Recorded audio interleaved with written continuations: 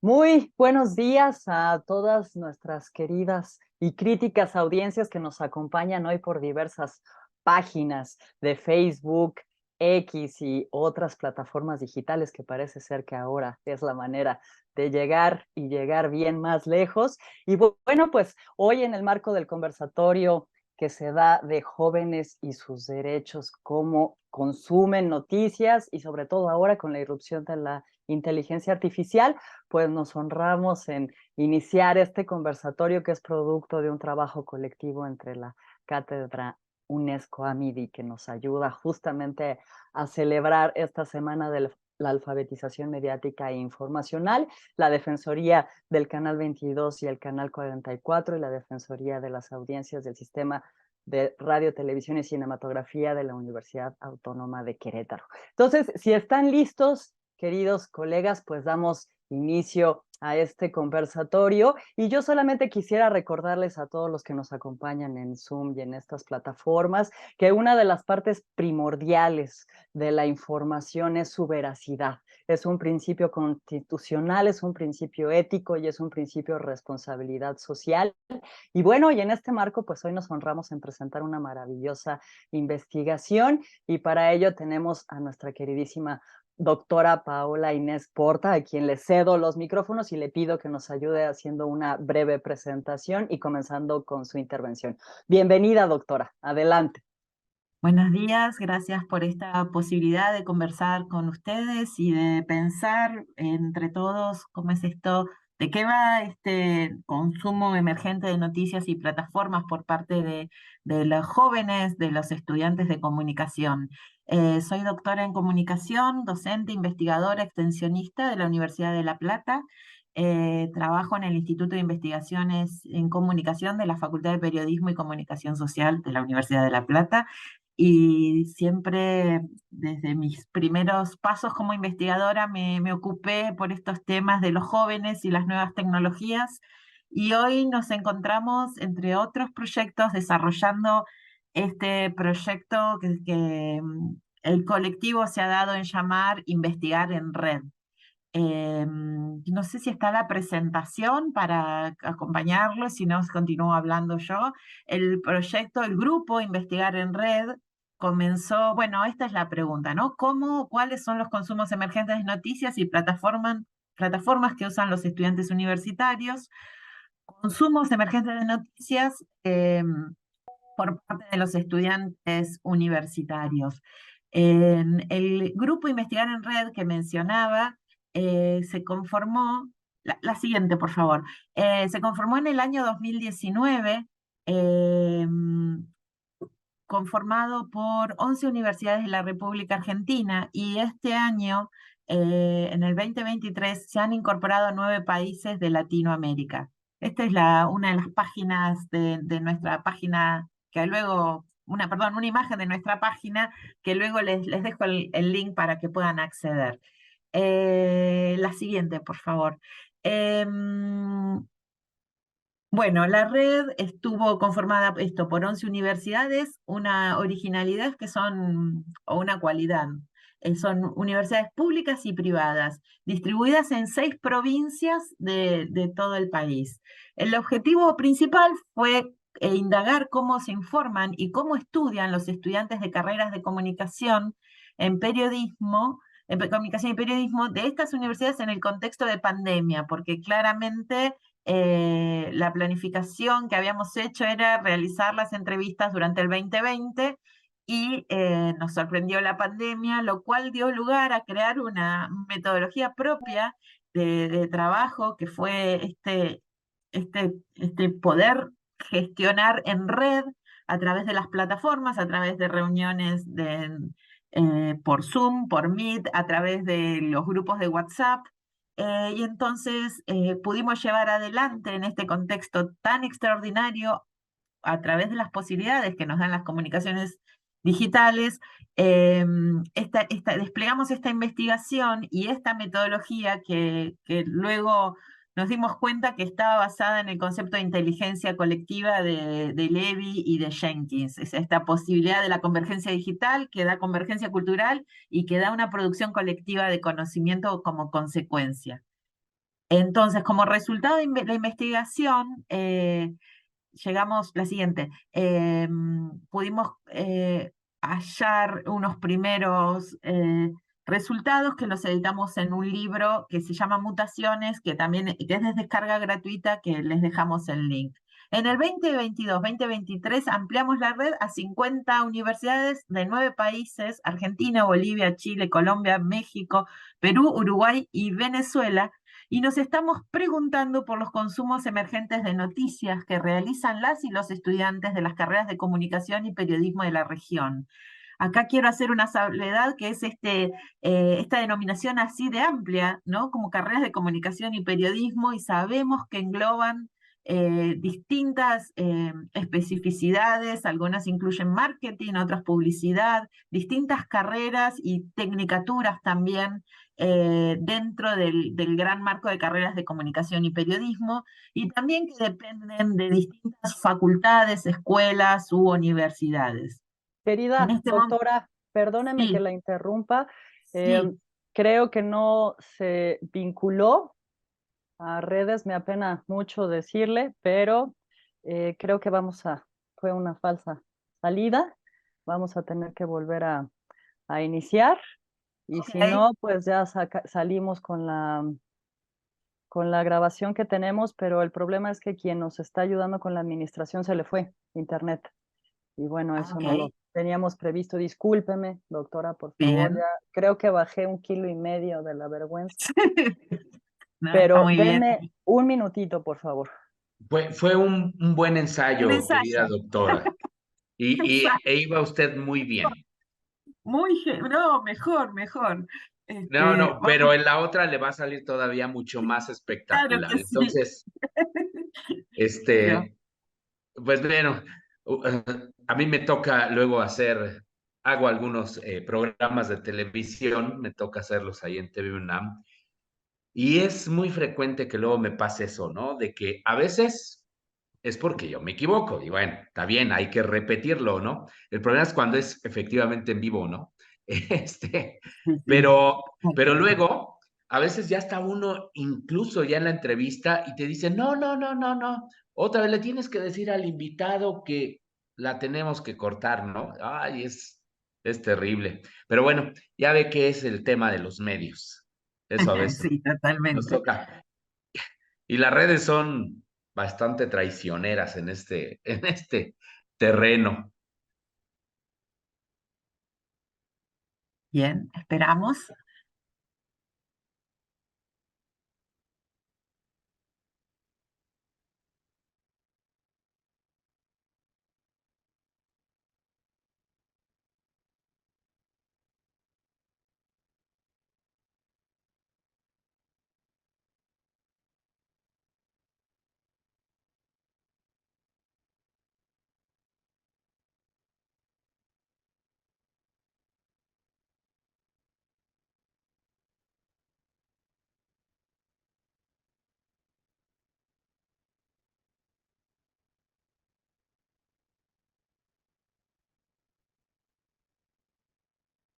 Bueno, estamos saliendo en una cuenta.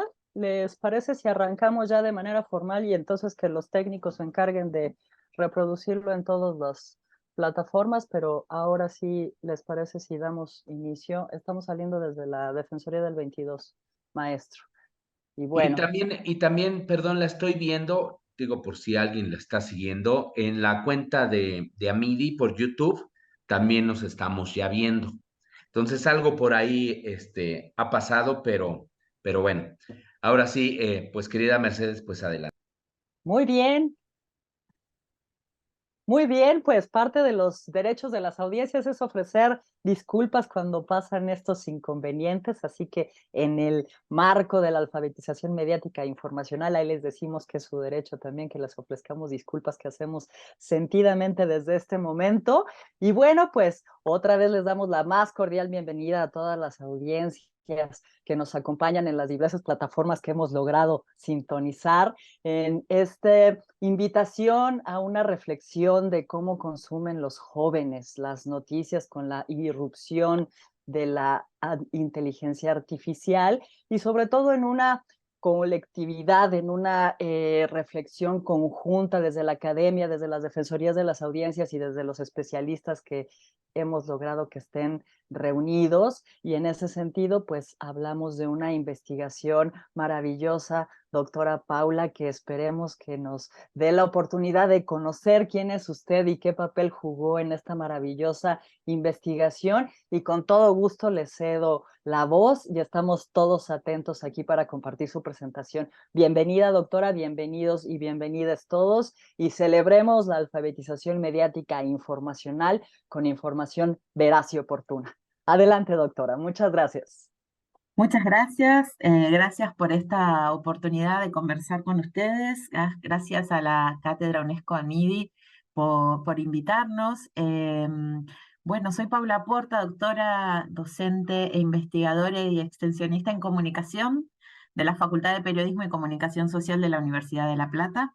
Trabajo específicamente en el Instituto de Investigaciones en Comunicación de la misma facultad, de la misma universidad. Y bueno, siempre me han interesado los temas tecnologías, comunicación y jóvenes. Ya desde el siglo pasado, cuando tuvimos la posibilidad de que el maestro Guillermo Orozco Gómez nos diera un seminario de posgrado y nos sensibilice allá en la Facultad de Periodismo sobre el tema de las audiencias y la importancia de los medios en la educación y en nuestras culturas. Así que también es un gusto que esté el maestro aquí con nosotros. Les vengo a contar las novedades o los avances de un proyecto de investigación que comenzó en el año 2019. La descripción del proyecto, nos unimos docentes, investigadores de 6 universidades públicas y privadas de la República Argentina. Hicimos la planificación de llevar adelante una investigación en distintas universidades, en distintas provincias, con distintas realidades, y en ese momento nos preguntábamos cómo estudian y cómo se informan los estudiantes de comunicación. Ese proyecto se llevó adelante durante la pandemia, lo cual fue todo un desafío porque tuvimos que adaptar, bueno, cómo fue el desafío de nuestras vidas en la pandemia. Bueno, hoy nos encontramos preguntándonos por los consumos emergentes de noticias por parte de estudiantes universitarios. Ahora les voy a contar. Pero quería ir primero al origen. Vamos a la siguiente página, a la siguiente diapo, porfa. Nos encontramos la siguiente. Hoy extendidos en 11 facultades, en 11 universidades, y llevamos adelante esta investigación y dimos lugar a una metodología propia, basándonos en el concepto de inteligencia colectiva acuñado por Jenkins, creado por Levy, que es esta posibilidad de coproducir conocimiento a partir de la conectividad, a partir de la convergencia tecnológica y cultural. Entonces, la verdad es que el contexto de aislamiento nos permitió concretar las entrevistas a través de plataformas Zoom o Meet, planificar todo el desarrollo de la investigación a través de distintos dispositivos, de grupos de WhatsApp, pero fue muy interesante este trabajo de producción colectiva, de horizontalizar la toma de decisiones, la participación, inclusive el ir sumando a otras universidades. Es así, el resultado de esta investigación concluyó y está comunicado en un libro que se llama Mutaciones, de descarga gratuita, que luego les compartimos el link.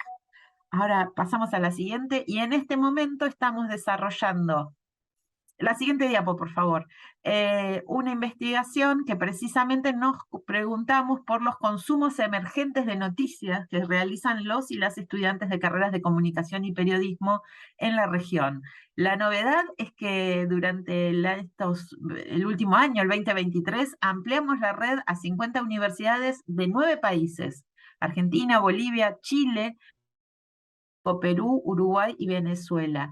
Y esta ampliación implicó también replicar la metodología, es decir, realizamos reuniones con integrantes de todas las universidades. Bueno, Pablo ya va a contar específicamente cómo es la organización, por ejemplo, en Chile, pero también en cada país se armó como otra red, como otro racimo, y estamos llevando adelante esta investigación para hacer este relevamiento sobre consumos emergentes, realizando en esta etapa focus group a estudiantes de las carreras.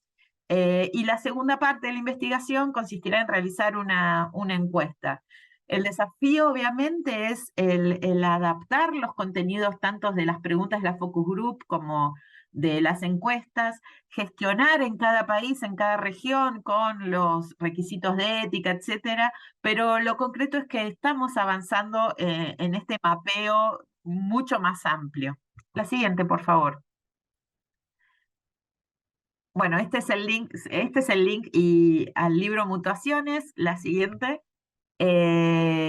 Y los objetivos generales de la investigación es describir los consumos emergentes de noticias que realizan los estudiantes universitarios de las carreras de periodismo y comunicación de Argentina y también de todas estas regiones, explorar los medios, las plataformas y las aplicaciones de software en la que tienen lugar ese consumo emergente de noticias y qué diferencias presentan con respecto al consumo de noticias de los medios denominados tradicionales, prensa gráfica, radio o televisión.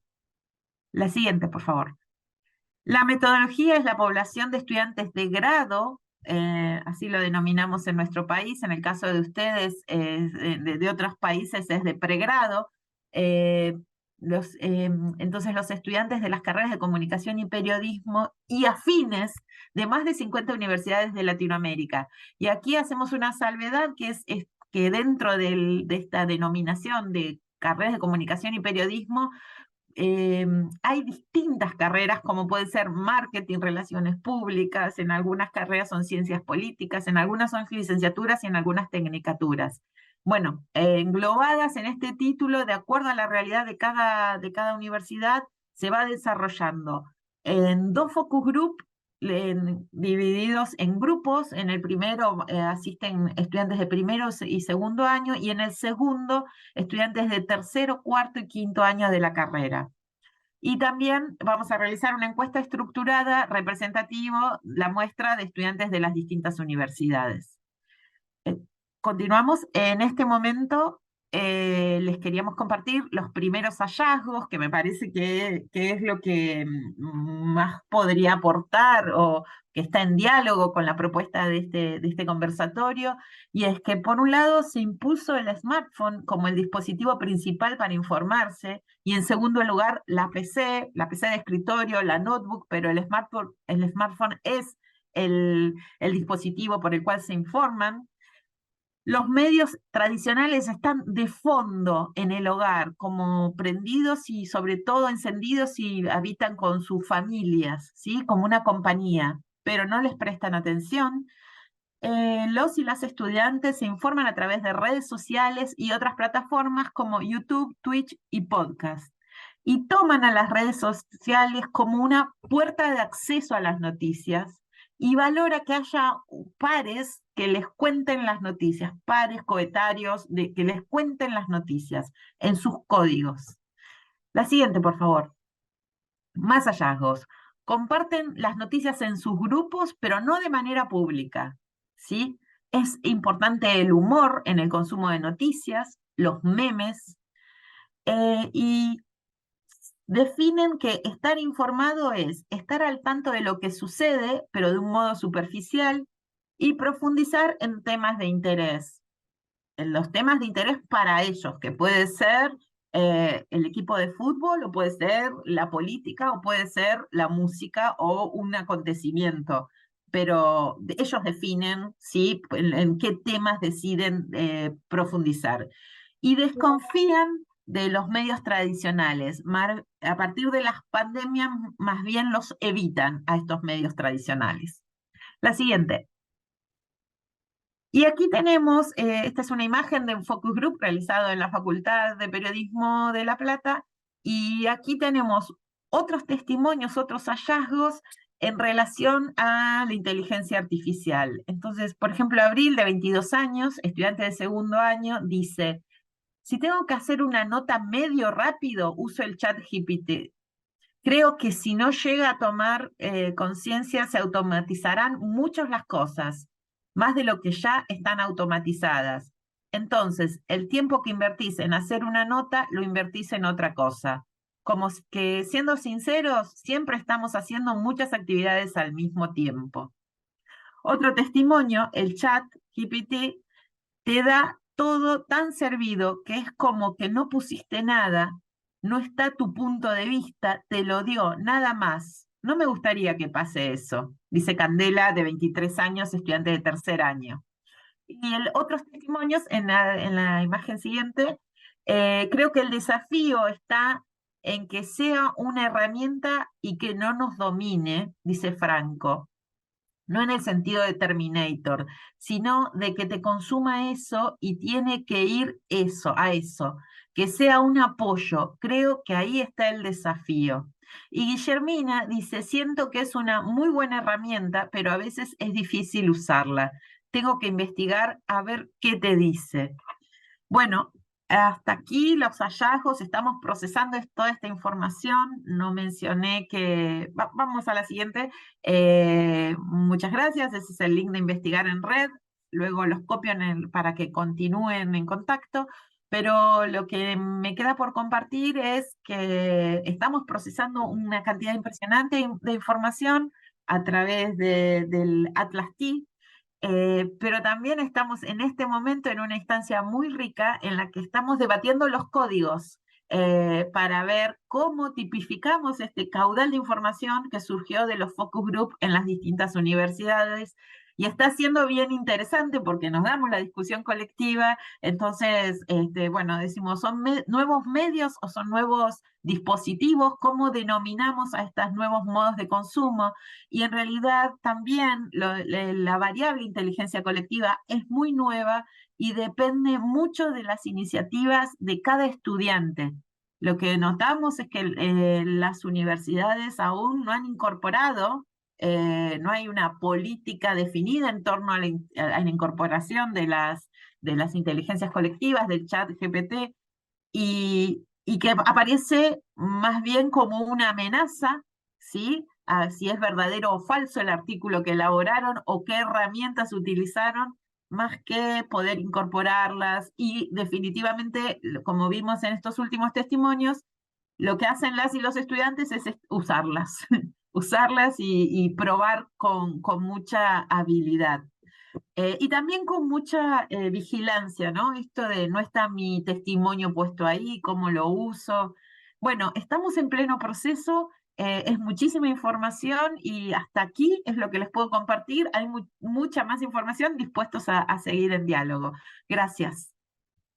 Gracias a usted, doctora, y qué interesante presentación, porque nuevas formas de consumir, nuevas plataformas, nuevos contenidos y nuevas audiencias, porque pues recordemos que justamente estamos en el conversatorio de jóvenes y sus derechos frente a las noticias y la irrupción de las inteligencias artificiales, y me uno al saludo al respetadísimo doctor Guillermo Orozco, que siempre nos confluye en hacer estas cosas posibles para mejorar la comunicación. Y doctor Pablo, no sé si, doctor Guillermo Orozco, muy buenos días. Doctor Pablo, no sé si ya esté listo justamente para que usted también nos apoye con un poquito, una probadita de esta maravillosa investigación que inclusive ya fuimos viendo hallazgos. Le pediría que me ayude con una presentación breve de usted, quién es y cómo está inmerso en esta presentación. Y sobre todo, querida doctora, creo, después de todas estas provocaciones que nos ha hecho positivas con su presentación, que tendremos que replantearnos los académicos qué estamos haciendo con nuestros alumnos, si estamos justamente siendo este punch para que sean audiencias críticas o no. Y bueno, qué más que darle la bienvenida al doctor Pablo. Adelante, doctor, lo escuchamos con muchísima atención. Muchas gracias, Mercedes. Un saludo a todos y especialmente un honor, por supuesto, estar con el profesor y maestro Guillermo Orozco en esta mesa, un referente para todos los investigadores latinoamericanos que nos hemos dedicado a la comunicación.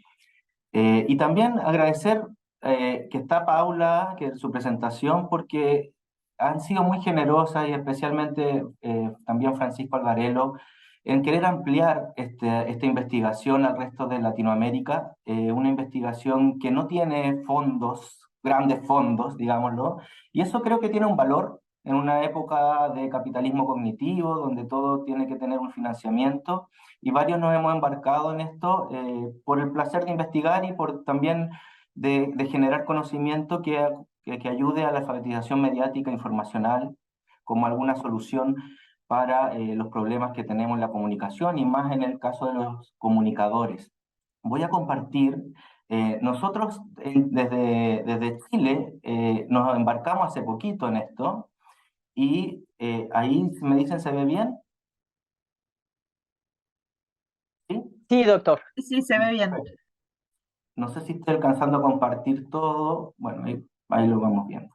F5, ahí sí. Entonces, contarles que aquí los que nos sumamos, aquí en Latinoamérica, y esto es el último registro, porque Francisco cada tanto hace un nuevo convenio y entonces hay que seguir aumentando esto, pero en Chile somos la Universidad de Chile, la Universidad de los Andes, la Pontificia Universidad Católica Valparaíso y la Universidad de La Serena, en la cual yo soy doctor de la Universidad Pompeu Fabra, soy académico, profesor de la Universidad de La Serena, de la Escuela de Periodismo, del Departamento de Ciencias Sociales, y me interesa mucho la educación mediática. Tuve, por suerte, la guía del profesor Joan Ferrés, así que tengo toda esa línea que varios conocerán de la importancia de las emociones también en cómo nos relacionamos con los medios. Así que ahí vemos que hay varios colegas de distintas universidades, y que en el caso de Chile hace poquito terminamos los grupos de discusión, así que lo mío va a ser un poquito más desordenado, pero estamos, como decía Paula, en ese proceso bien rico, bien satisfactorio de estar viendo qué encontramos y cómo, con esa inquietud, ¿no?, de la investigación, para no decir, bueno, ya sabemos que, no sé, que hay consumo incidental, que hay fake news, que hay filtro burbuja. Bueno, veamos qué es lo que realmente vamos encontrando y eso nos puede aportar a hacer una educación mediática informacional. Quiero decir acá que una de las cosas que quizás aprendimos de los maestros como Guillermo Orozco es situar bien el problema, y aquí voy a tomar una fuente que es bastante superficial, pero como buena fuente superficial, como encuesta, nos sitúa un poco, y vemos que en el caso de Chile tenemos una gran penetración de Internet, que en el Digital News Report, que es la fuente, vemos que el consumo informativo se da principalmente a partir de medios sociales, del online. Y eso, hay un quiebre que coincide Argentina y Chile a partir del 2019. Algunas cosas pasaron ese año, vemos que México con menos penetración, y eso ocurrió antes. Y también otra mediación, también homenajeando, justo hoy día tuve el curso de estudios culturales y por supuesto hablamos de Jesús Martín Barbero, es que nosotros acá en Chile tenemos una gran penetración a nivel general y mucho más en juventud en el caso de Instagram. Instagram, yo siempre le digo a mis estudiantes, Facebook sigue siendo el primero. Yo sé que ustedes dicen que son de viejos, pero sigue siendo el primero, no pierdan de vista eso. De hecho, los medios locales, regionales están en Facebook. Tienen sus grandes audiencias y estamos viendo eso, pero en Chile es muy fuerte Instagram. Es muy fuerte y esos son algunos resultados que hemos encontrado. Y eso tiene que ver con cierta preponderancia de la imagen, mucha estética, poco argumentación. Entonces ahí hay temas a trabajar, y especialmente con los comunicadores, con las comunicadoras. Entonces aquí tengo algunos, como les decía, esto fue bastante improvisado, medio desordenado, pero economía, lo traté de hacer unas breves categorías. Economía de la atención.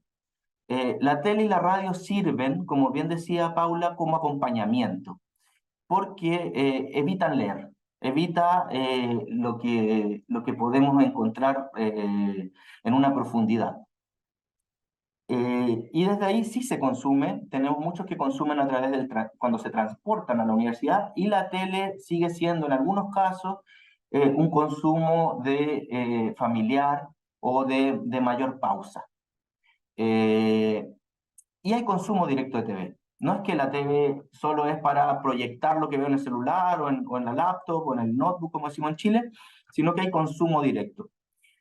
Situándonos, decía 2019, hace poco tuvimos la conmemoración en Chile, hace 4 años, estallido social. El estallido social en Chile marcó mucho porque generó un descrédito de los medios tradicionales, porque los medios tradicionales no estaban mostrando lo que ocurría en la calle. Entonces, muchos de los estudiantes, esta es una universidad pública, la Universidad de La Serena, hay que ver qué pasa en las de mis colegas, pero supongo que más o menos va a ser igual. Hubo un interés de las noticias o sea, quiero estudiar comunicación porque quiero mostrar lo que no se muestra, genera una situación compleja ante los medios, entonces son antimedios. Y muchos comentaron en las primeras revisiones que estamos haciendo con el profesor Cristian Muñoz, que también me acompaña acá desde la Universidad de La Serena, el director de la carrera de periodismo, que a los estudiantes les costó volver a ver noticias después del estallido y también después de la pandemia, que es una de nuestras preocupaciones en el estudio internacional. ¿Cómo ven la fake news, la fake news, perdón, a través del chequeo? A través del chequeo y también del prestigio. ¿Y aquí cómo chequean? Con los medios tradicionales. Entonces, bueno, todos tenemos nuestras incongruencias, pero es una de las cosas con la cual más o menos convivimos. Y aquí brevemente, la red social aparece como consumo incidental. Cuando le interesan, buscan algo, y en el caso, y también sé que, por ejemplo, en México, bueno, en Argentina, México, países grandes, federales, acá tenemos un problema de centralismo gigante. Entonces, la tele a los estudiantes de La Serena, estamos a 600 kilómetros al norte de Santiago, no les alcanza. ¿Por qué no salen? Porque vemos el asalto en Santiago, si llueve en Santiago, etcétera. Entonces, si quieren ver algo regional o saber qué le pasa a su entorno, lo vemos desde los cibermedios. Han señalado que aquí tengo los ciclos iniciales y avanzados, los que mostraba Paula, primero, segundo inicial, avanzado, tercero, cuarto. Una ansiedad ante el bombardeo de noticias. Y la TV se complementa con el cibermedio como una primera entrada, una segunda entrada. Eso tenemos que verlo, pero en la TV es más fácil. Les decía, las trayectorias vitales. Aquí nuevamente también recurrir a la continuidad, seguir los estudios anteriores. Valerio Fuenzalía con la expectativa de las audiencias, educativas de la audiencia. El momento vital es fundamental. Entonces nuestros estudiantes cuando se transportan están escuchando la radio, en la noche conversan con la familia, en el día pareciera que es un consumo más individual. Los referentes, esto también lo vengo estudiando, quisiera que, claro, tienen los influencers, los youtubers como modelo, casi como futbolistas, ¿no? Que con esto van a ganar, la forma de ganar dinero. Bueno, en realidad para esto no. Por lo menos es la primera apreciación. Para esto no, porque no son serios. Sí, me gusta escucharlos para entretenerme, pero como mi profesión, como mi carrera, no. Dicen que en qué le afecta la carrera, en que leen más noticias y en ocasiones no se sienten informados, pero saben todos los días. Esto que yo desde mi carrera hace mucho tiempo, cuando era estudiante de pregrado o de grado, 1 centímetro de profundidad, o sea, y una gran superficie, pero con poca profundidad, bueno, no se sienten tan informados, pero sí saben todo lo que está ocurriendo en el día. Y a veces entonces van a profundizar y lo hacen por el deber ser, por la obligación. Porque les van a preguntar sus profesores. La noticia es la que genera impacto, les importa, y aquí vemos también la carrera, que la noticia esté bien redactada. Ahí vemos un poco de influencia, por lo menos un poco de tranquilidad, que haya buena redacción. ¿Y qué es lo que genera noticia? Es lo que ocurrió hace un día, máximo un día.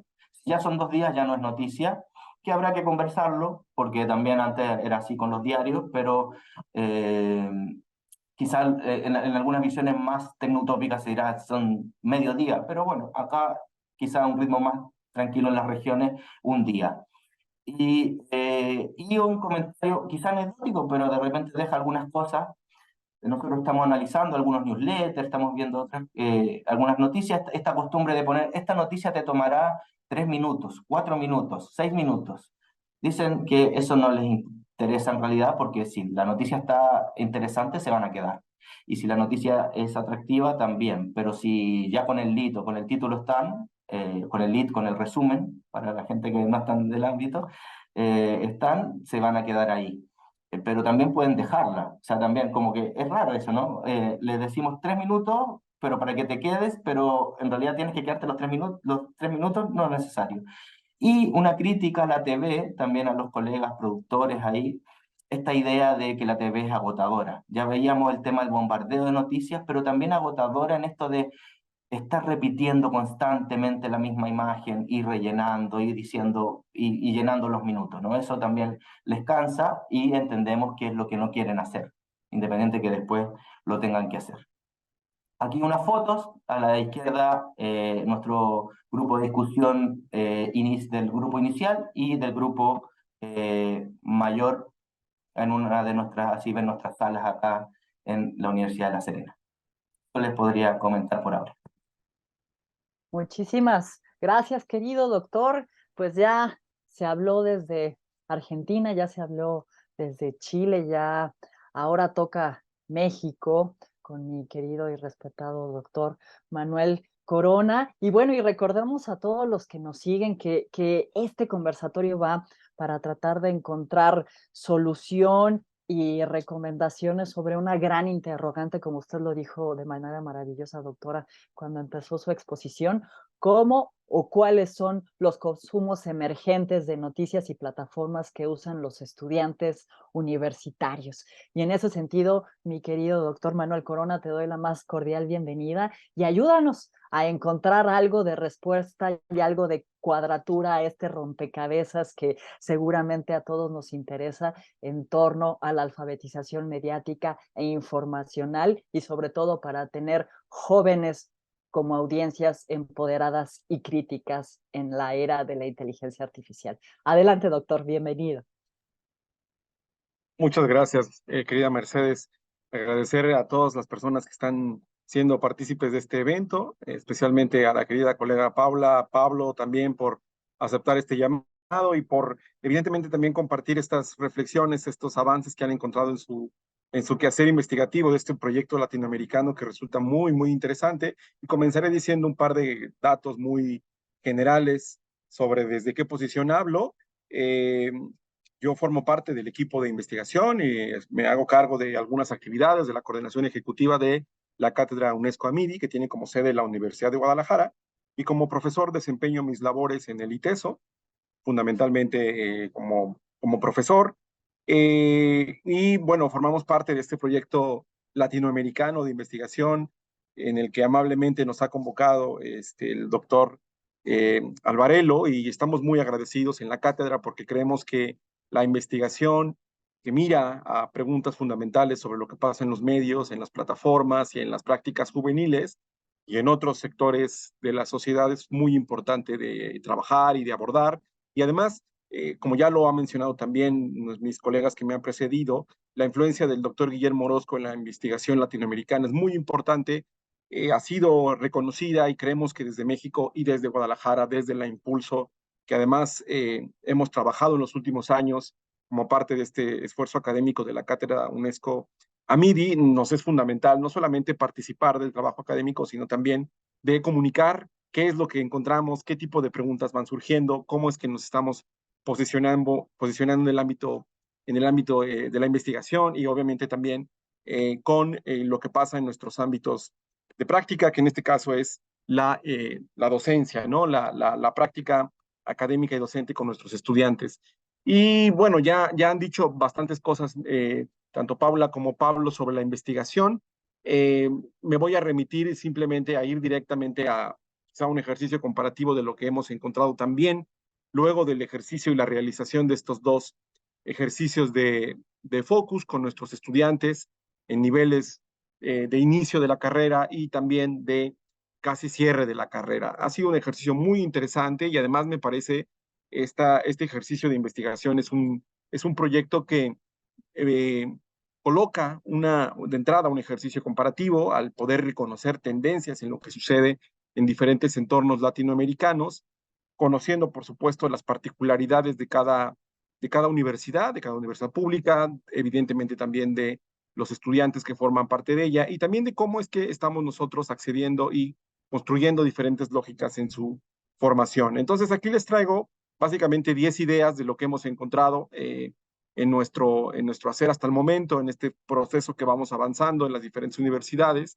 con los focus. Y bueno, de entrada comentarles que escucho varias coincidencias interesantes que me parece son notables de hacer ver, ¿no? De entrada, una de las primeras cosas que nosotros hemos encontrado, identificamos en estas conversaciones que tuvimos, es que lo mediático, la presencia de los medios tradicionales en su lógica de broadcasting masivo, sigue muy presente en los jóvenes estudiantes, pero fundamentalmente a través de la dimensión institucional, ¿no? Que es básicamente por vía familiar y por vía escolar. Eso nos ha parecido muy interesante porque justo además distingue la propia formación que están recibiendo nuestros estudiantes de comunicación en las facultades, ¿no?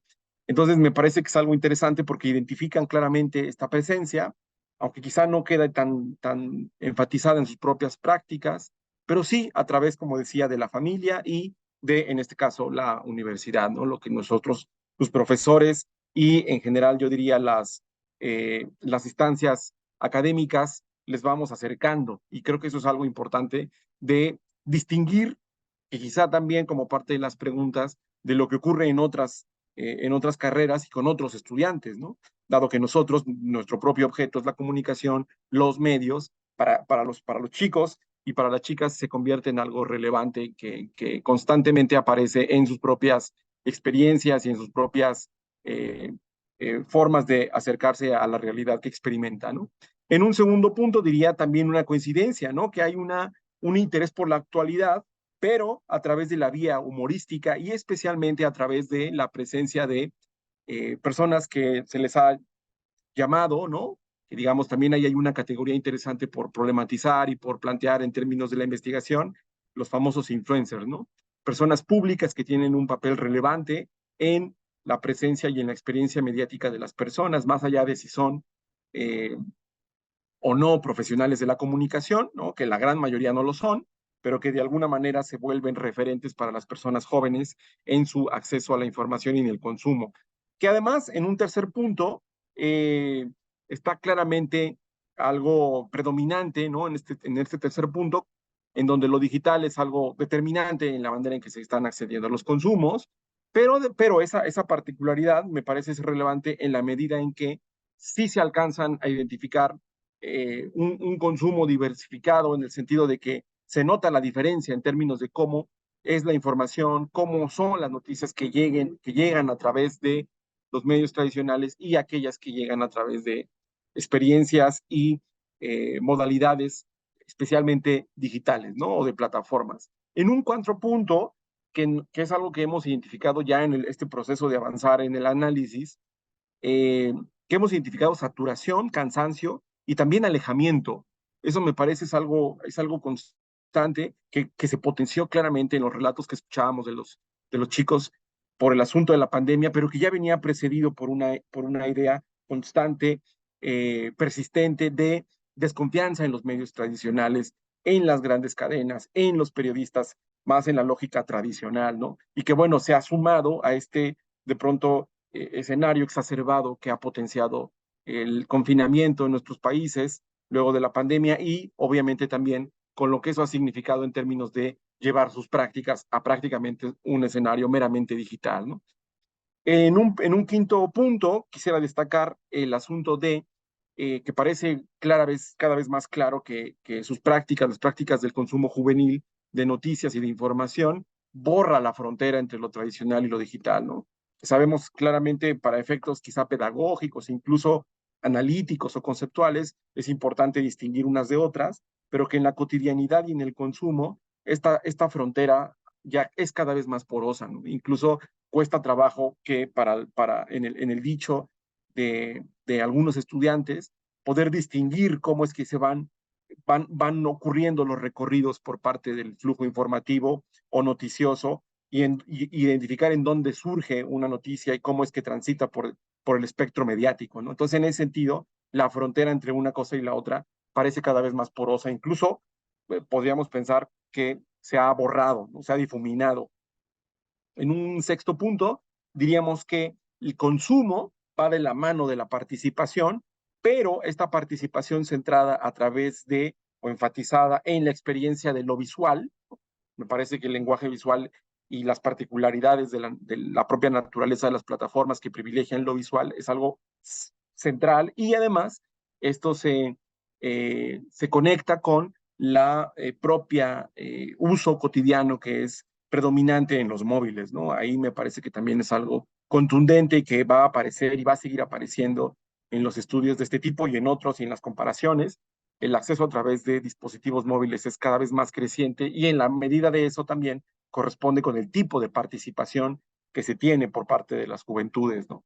En un séptimo punto, diría yo, el asunto de la diferencia en términos de una posición crítica que, digamos, va incrementando en la medida también en la que la formación va incrementándose en niveles superiores. Sí vimos una diferencia en nuestros grupos focales en términos de los grupos y de los jóvenes que están en los primeros años versus aquellos que están ya por terminar la carrera, ¿no? Hay más preguntas, hay más sentido por identificar de dónde vienen las noticias, cómo se producen, desde qué perspectiva, afiliaciones políticas, visiones ideológicas. Entonces, creo que este recorrido que hacen los estudiantes queda cada vez más claro en la medida que van avanzando. Y además, otra cosa que identificamos, que en la gran mayoría del contexto de nuestros estudiantes en la universidad pública de los niveles superiores, ya tienen un pie en la práctica laboral, ¿no? Ya están en las agencias, están en los medios, están ya participando en alguna práctica laboral, lo que les facilita identificar cosas que quizá todavía los que no están en esos entornos entienden quizá todavía a lo mejor como algo más distante o meramente teórico, ¿no?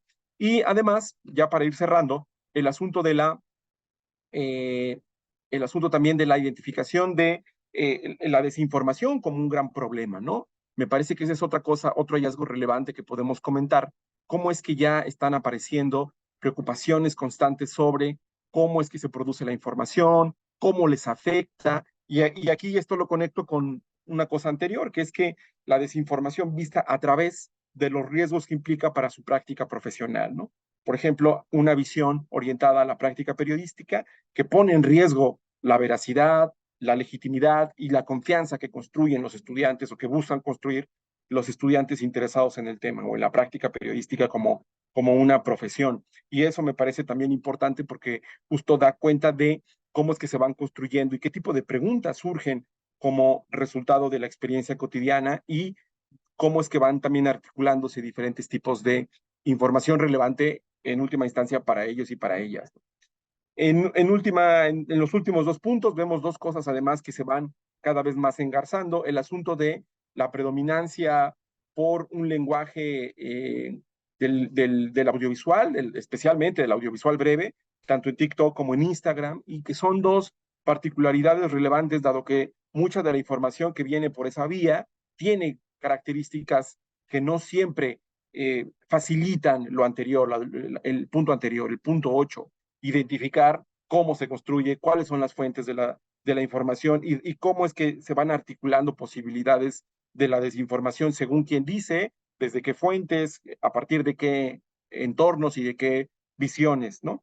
Y finalmente también el último punto que quería conectarlo también obviamente con el tema adicional de esta conversación, el asunto de la identificación creciente, además identificación y especialmente uso creciente de las diversas inteligencias generativas que existen en el mercado, que están ya cada vez más posicionándose en las prácticas, tanto informativas como además educativas por parte de nuestros estudiantes, ¿no? Lo cual me parece muy importante de observar, de atender y de reconocer en la medida que están surgiendo no solamente nuevas posibilidades técnicas en términos del uso, sino además también diferentes posibilidades en cuanto a cómo se van incorporando, por una parte, en su labor académica y también en su labor profesional, sobre todo para los que ya están, los estudiantes más en los semestres avanzados o en línea de egreso, ¿no?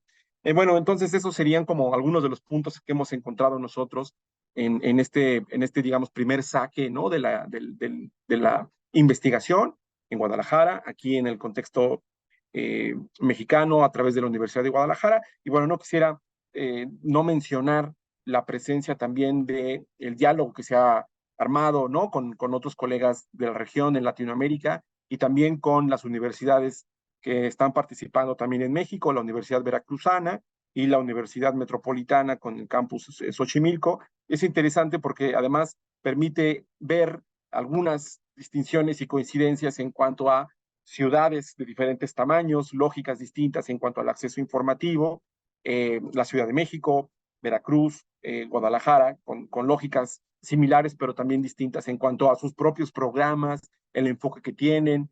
Y bueno, en general yo diría, ahí está parte de la riqueza y de lo potente que es este trabajo de investigación, ¿no?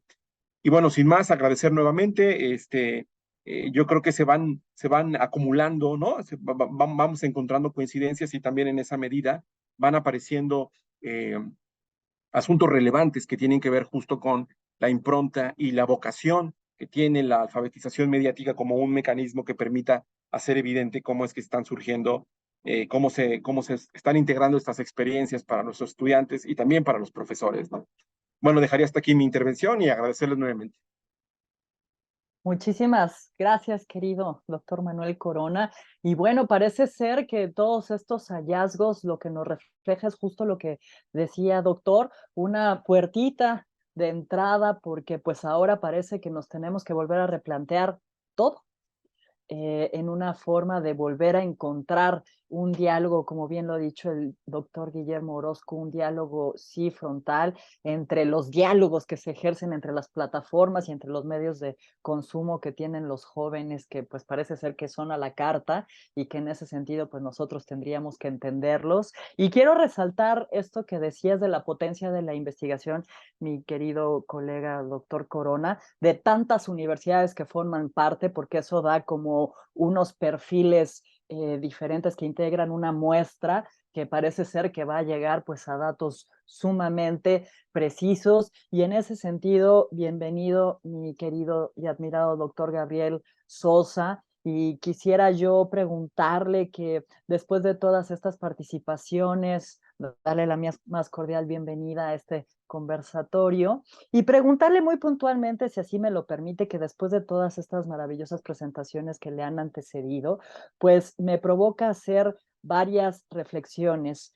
En primer lugar, pues esto parece ser que la nueva alfabetización mediática e informacional, si así me lo permiten comentarlo, pues provoca y convoca a periodistas, a jóvenes estudiantes académicos, a todas las personas que estamos dentro del entorno y el ecosistema mediático e informacional, pero también a los defensores de las audiencias. Y con toda esta amalgama y sobre todo lo que resaltó el doctor Manuel Corona de la irrupción de la inteligencia artificial, pues yo le rogaría desde la perspectiva de las defensorías de las audiencias, ¿qué toca, maestro? Adelante y bienvenido, y si me ayuda con una breve presentación, que sé que le va a costar trabajo hacerla breve porque es amplísima su trayectoria, pero intentémoslo, maestro. Adelante. Muchas gracias, querida Mercedes, y buenos días, buenas tardes, queridas y queridos colegas.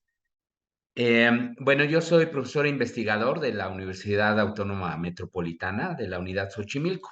Desafortunadamente, yo no estoy participando directamente en el estudio, en el aporte que se hará desde esta universidad, pero sí he tenido comunicación con el doctor Jerónimo Repol, que es, por cierto, nuestro coordinador de la licenciatura en Comunicación Social, y justo me ha adelantado también algunos de sus hallazgos que son muy similares a lo que ya aquí se ha planteado. Y creo que eso es un indicio también interesante de que vemos de que no obstante las distancias geográficas, pero sí las similitudes en cuanto a las edades, los consumos pues son muy similares. No obstante, incluso como se ha destacado en estas cifras maravillosas, estadísticas que nos compartió el doctor Pablo Andrada, en el sentido de lo que está pasando, por ejemplo, con la conectividad aquí en México, pero vemos tendencias también muy similares. Bueno, soy profesor de la UAM, soy defensor de las audiencias del Canal 22, que es el canal cultural de México, que pertenece a la Secretaría de Cultura, y también soy defensor de las audiencias del Canal 44 y de Radio UDG de la Universidad de Guadalajara, donde justo está la cátedra Amidi UNESCO, y que tenemos también una relación muy estrecha con el doctor Guillermo Orozco. Estamos trabajando en diversas actividades y eso ha sido muy alentador porque Creo que coincidimos en diversos planteamientos y también en diversas actividades. Bueno, quiero decir lo siguiente. Estoy realmente impresionado de los datos que nos han aportado en esta mañana. Doctora Paula, José Manuel, Pablo, ha sido impresionante. Y en verdad, no es por quedar bien con ustedes, cada uno de los datos que nos han ofrecido son materia prima para reflexionar muy ampliamente. Todos y cada uno de estos temas. Aquí la clave efectivamente es de que estamos viendo una modificación en los consumos por parte de las y los jóvenes en general. Pero ya cuando nos centramos a lo que está ocurriendo con las carreras o licenciaturas de comunicación, pues nos lleva también a una reflexión también mucho más profunda, porque uno pensaría que las y los estudiantes que están estudiando comunicación tendrían quizá matices de consumo distintos a otros jóvenes de su misma edad. Y a mí me da la impresión de que no necesariamente es así, de que yo creo que los consumos son también muy similares. Pero bueno, no profundicemos, estamos en ese aspecto, estamos hablando de las y los estudiantes de nuestras carreras de comunicación y no necesariamente, ya se ha dicho, de periodismo. Aquí la pregunta también importante es, ¿qué están consumiendo estos jóvenes? De todo ese conjunto, pues, de informaciones a los que tienen acceso, ¿qué es lo que están consumiendo? Esa es una de las primeras preguntas. Y no sé si el estudio también nos lleve a más o menos a conocer, a tener algunos indicios de lo que están consumiendo. ¿Quiénes están ocupando esos espacios que antes tenían esos medios tradicionales? Ya se ha dicho, son los influencers, son quizá los nuevos portales periodísticos, pero ¿quiénes están ocupando esos espacios? ¿Siguen siendo las empresas mediáticas tradicionales o no necesariamente? Yo creo que ahí hay un conjunto de fuentes de información que resulta interesante tener al menos un, un panorama, porque algo que también nos ha traído esta digitalización es de que ha aumentado de una manera muy considerable el número de emisores, pues ya no estamos hablando efectivamente de solo estos medios tradicionales, sino que ahora se suman, pues estos influencers, se suman estas nuevas plataformas periodísticas, algunas de ellas que nacen del interés de algunas organizaciones, por ejemplo, periodísticas, pero también de infinidad de organizaciones también empresariales.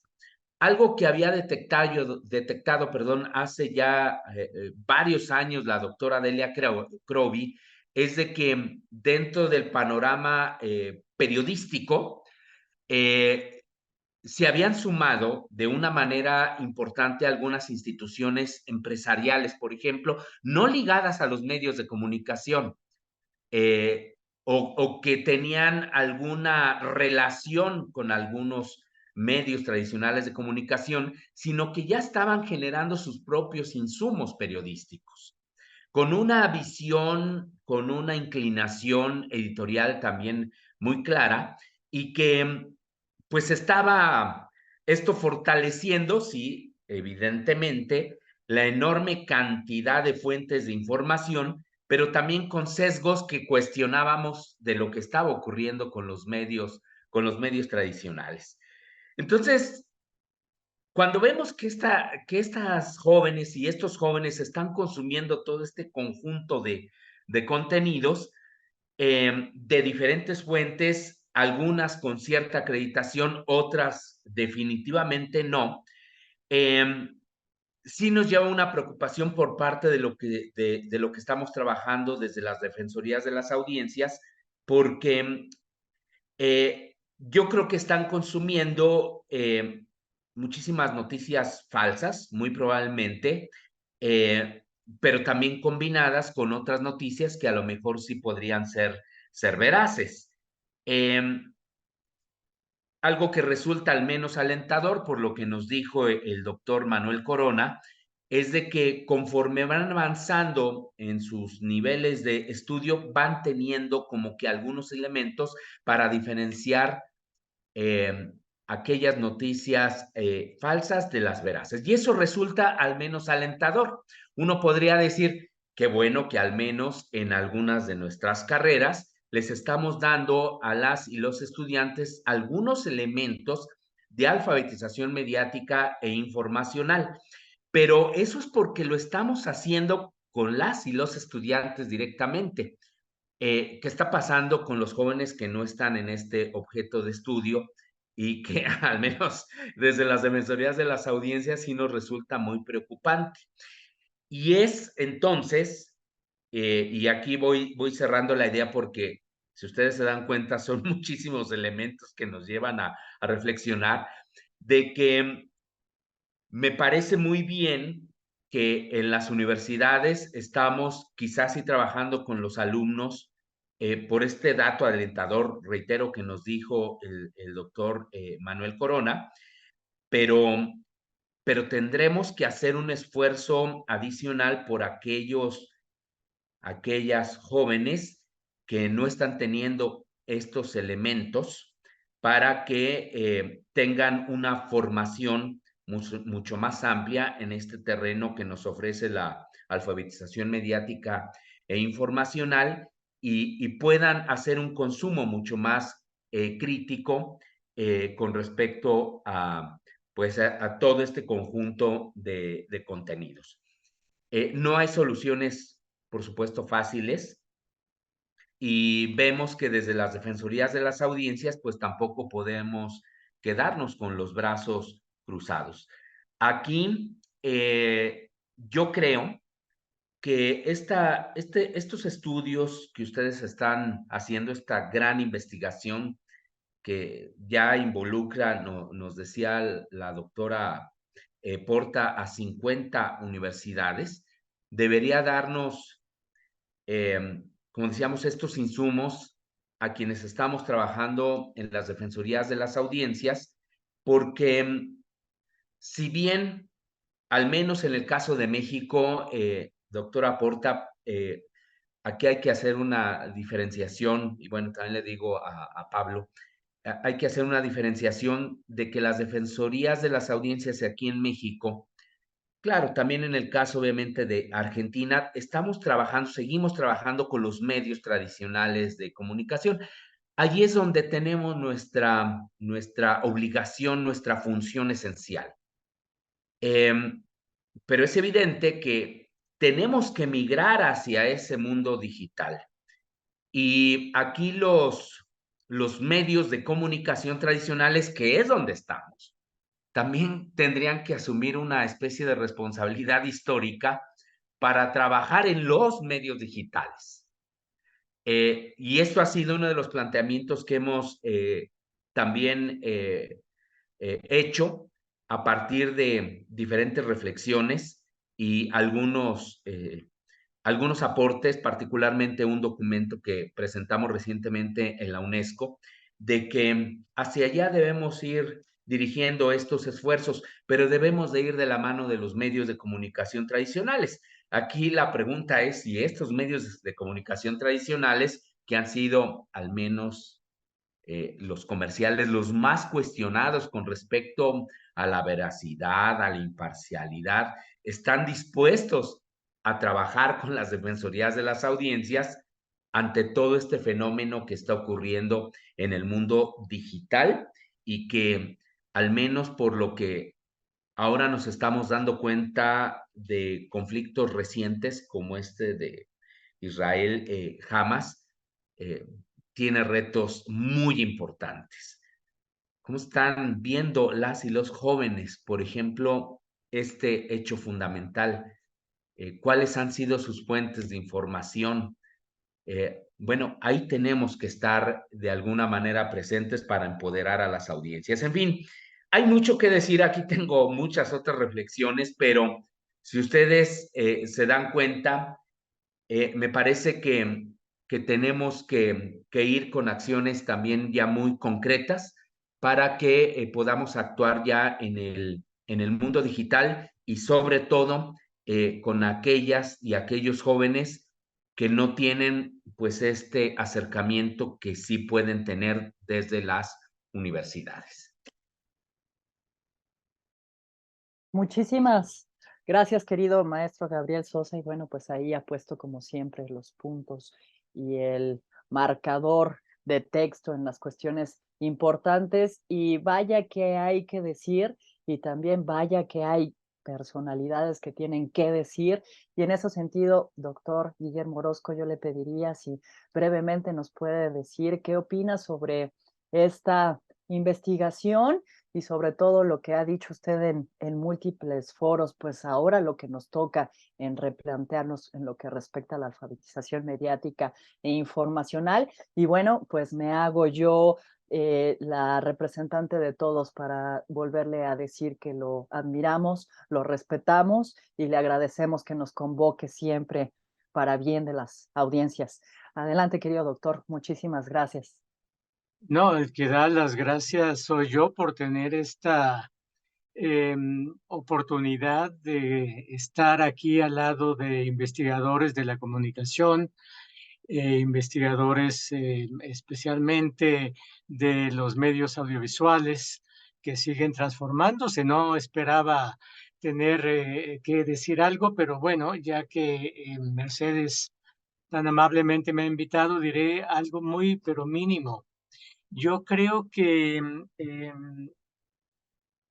sí tenemos un reto los investigadores de la comunicación en tanto a cómo vamos a entender este mundo de la comunicación que está desarrollándose de manera tan expansiva, tan explosiva y llegando a todos los rincones, porque los parámetros más tradicionales de la investigación de audiencias, por ejemplo, donde yo trabajé mucho, pues ahora desde el concepto de audiencia se ha modificado y tenemos que empezar por nombrar los conceptos principales de una investigación que trate de dar cabida a tratar de ver lo que está pasando. Yo creo que de las diferentes presentaciones, uno ve cómo, pues sí, estamos en un momento de transición, pero no solamente de transición, sino de reacomodación de las fuentes de comunicación, de los procesos de comunicación y de los resultados de comunicación. Y si antes era lo principal, eran los medios audiovisuales, porque ya la imagen completaba el discurso y era más impactante y podía dejar huellas, ¿no? Negativas la mayoría de las veces, así pensábamos los investigadores muy académicos, pero yo creo que hay un mundo enorme de posibilidades de comunicación y que lo importante es ir entendiendo qué significa cada canal, cada medio, cada interacción, que no es ya como ni predominante ni exclusiva de un canal o de un medio, de una institución, sino de muchas a la vez. Y yo creo que ese es el gran reto que tenemos ahora, y viendo lo que ustedes han hecho, pues me confirma más que tenemos que seguir conversando y haciendo más este tipo de intercambios y de coloquios, acercándonos en la distancia, ¿no? Porque hay que generar yo me atrevería a decir, un nuevo paradigma de los estudios de comunicación, donde lo lineal y masivo e individual tenga cabida, como lo ha tenido predominantemente hoy, para otros tipos de interacciones que, pues sí, hemos empezado a dar cuenta de ellas, pero que no acabamos de entender, sobre todo en los efectos que puedan causar a todos los que estamos interactuando.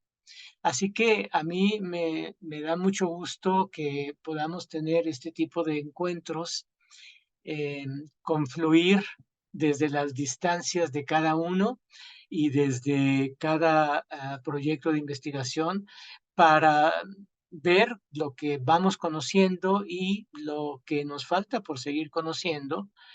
Y pues muchas gracias por esta invitación. Yo no esperaba participar realmente, pero me da mucho gusto y los felicito por el esfuerzo, las ganas de seguir haciendo investigación de la comunicación. Yo creo que eso es lo que tenemos que conservar y en lo cual tenemos que coincidir en la medida que podamos. Pero estoy muy contento de participar en este diálogo. Muchas gracias y bueno, sigamos a quien está programado en este evento. Muchísimas gracias, doctor, y me disculpo, pero cómo no escucharle si lo tenemos aquí presente. Sería un pecado y un delito en varios lugares de América Latina y otras latitudes. Y bueno, pues les recordamos justamente que estamos hablando sobre los derechos y las formas que tienen ahora los jóvenes de consumir noticias y sobre todo frente a la irrupción de la inteligencia artificial. Y bueno, si recuerdan, pues también tenemos de invitados y nos dieron la oportunidad de escucharles a través de un video al doctor Umar Rincón y la queridísima defensora del público de Argentina, la doctora Miriam Levin. Entonces, si están de acuerdo, vemos los videos que nos comparten y dado el tiempo y el respeto a las agendas y a las audiencias, yo les pediría que después de ver estos videos, iniciáramos una ronda ya final con recomendaciones muy puntuales o conclusiones, porque de antemano les digo, tal y como lo dijo el doctor Guillermo Orozco de manera maravillosa, pues esta historia continuará y qué bueno que continúen estas investigaciones y me uno a las felicitaciones. Adelante, mi querida Raquel, si nos ayudas con el video del doctor Rincón.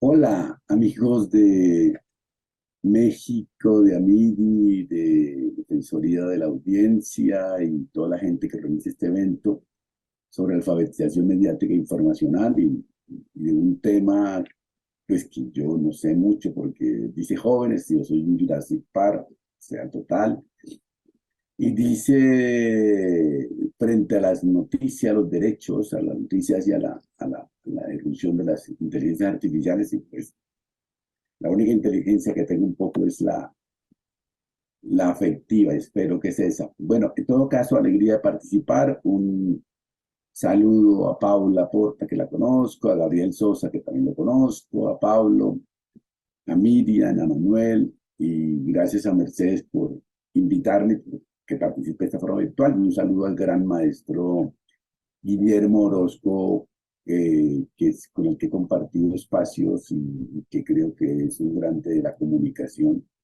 en América Latina y que funciona como una manera de pensar. Yo voy a hablar de una cosa que se llama, esta cosa que ustedes ven acá, opiniones públicas digitales. No está basado como lo que va a pasar el día de hoy, que van a trabajar con un tema concreto de una investigación. Lo mío es puro ensayística, como les digo, de una persona que no sabe.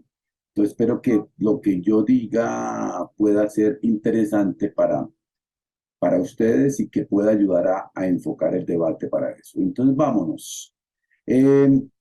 Yo creo que lo primero que hay que decir es una inutilidad. O sea, yo invito a que repensemos de por qué regalamos la palabra social y sociales a las redes. Porque traducimos del inglés social media y automáticamente funcionaron. Es como si tradujéramos del inglés pop y lo volviéramos popular en nosotros, lo cual no es cierto.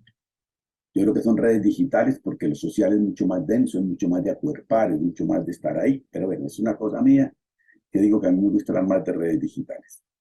Pero lo que yo quería contarles es un pensamiento que he venido teniendo de opiniones públicas digitales, donde quiero de alguna manera compartir con ustedes algunas de esas reflexiones de cómo yo creo que está pasando en el mundo de la comunicación, qué es lo que está pasando por ahí, qué es lo que podemos encontrar dentro del el universo de lo que vamos contando.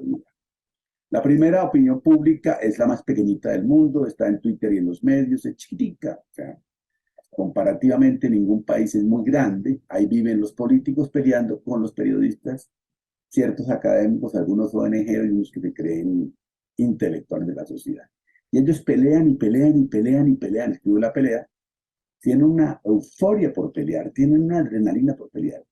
Y creen que el mundo se queda ahí. Y yo creo que hay ahí un lío, porque es que realmente no es tanta la gente, ni tiene tanto impacto. Yo si quiero incidir en políticas públicas, de pronto sí voy a estar ahí. Si quiero molestar al presidente, de pronto sí a los gobernantes, pero es una escena tan pequeñita que creemos que es una opinión pública que realmente es impresionante la cantidad de impacto que creemos que tiene y la importancia que le damos a una cosa que realmente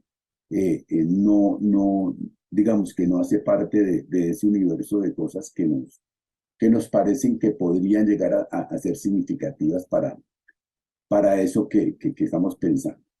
Hay una segunda opinión pública, que es la de los zombies, y ahí me parece que se está pasando muchísimo, es la de estos jóvenes menores de 40 años en general, hay gente de 60 también que está ahí, pero en general, que no están en esta pelea de arriba, no están en la pelea ni con los gobiernos, ni con la política, ni nada, sino que están buscando en Twitter, en YouTube, en Instagram, en TikTok y en Twitch, están buscando conectarse con el mundo y con los pares, generar causas sociales, son muy politizados, pero en causas, en medio ambiente, en feminismos, en diversidad sexual, en estilos de vida, en otra cosa totalmente distinta, y son muy activos, toman las calles, toman las pantallas, hacen videos, debaten muy a fondo desde sus intereses y en sus niveles de información, y políticamente pueden entrar como puede que no entren. En este momento es un grupo que podría votar o no podría votar,